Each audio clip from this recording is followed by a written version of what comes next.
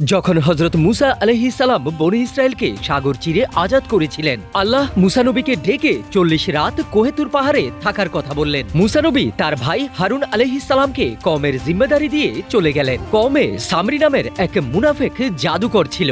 যখন আল্লাহ তাআলা বনী ইসরায়েলকে সাগরের মাঝখান দিয়ে পার করছিলেন আর ফেরাউনের বাহিনী ডুবে মরছিল, ওই সময় আল্লাহ হযরত জিবরাইল আলাইহিস সালামকে একটা খুবসুরত ঘোড়ায় সওয়ার করে পাঠিয়েছিলেন, যেন তিনি কওমের হেফাজত করতে পারেন। ফেরেশতা তো সাধারণত ইনসানদের নজরে আসে না, কিন্তু আল্লাহর হুকুমে সামরি জিবরাইল আলাইহিস সালামের ঘোড়ার পায়ের চিহ্ন দেখতে পান, আর তখনই সামরি চুপিসারে ঘোড়ার কদমের নিচের এক টুকরা মাটি নিয়ে নেয়। মুসা নবী কোহেতুর পাহাড়ে যাওয়ার পরে সামরি ওই সুযোগের সদ্ব্যবহার করে। সে মানুষকে তার বশে আনে আর বলে, তোমাদের কাছে যা স্বর্ণ রয়েছে সেগুলো সব একত্রিত করো, আমি তোমাদেরকে নতুন মাবুদ দেখাবো।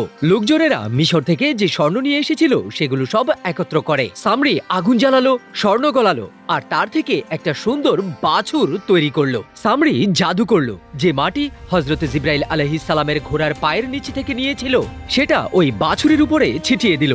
যখনই বাতাস চলতো ওই বাছুর হাম্বা হাম্বা বলে ডেকে উঠত।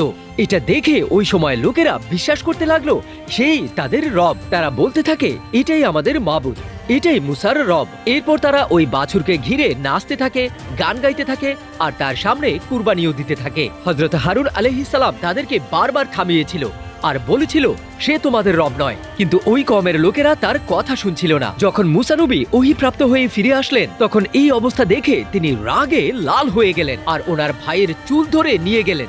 জিজ্ঞাসা করলেন, তুমি কি তাদেরকে আটকাওনি? হারুন আলাইহিস সালাম জবাব দিলেন, হ্যাঁ, আমি তাদেরকে বাধা দিয়েছিলাম, কিন্তু যদি আমি বেশি বাধা দিতাম তাহলে হয়তো তারা আমাকেই মেরে ফেলতো। মুসা নবী খুবই রাগী ছিলেন।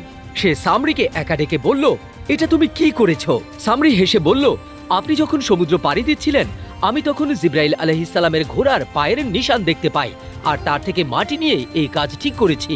মুসা নবী তাকে সাজা দিলেন, বললেন, তুই সারা জীবন এটা বলে ফিরবি যে আমাকে কেউ হাত লাগিও না, আর কিয়ামতের দিন তোর জন্য সবচাইতে বড় সাজা অপেক্ষা করছে। এরপর মুসা নবী ওই স্বর্ণের মূর্তির বাছুরকে আগুনে জ্বালিয়ে দেন আর তার ছাই সাগরে ফেলে দেন। এরপর তিনি কওমের লোকেদের দিয়ে শক্ত তওবা করিয়েছিলেন। তারা আল্লাহর কাছে খাস দিলে মাফ চান। আল্লাহ রাব্বুল আলামিনও তাদেরকে ক্ষমা করে দিয়ে তাদের উপর শান্তি বর্ষণ করেন। সুবহানাল্লাহ। এই ওয়াকিয়া পবিত্র কোরআনের সূরা তাহাতে বর্ণিত আছে।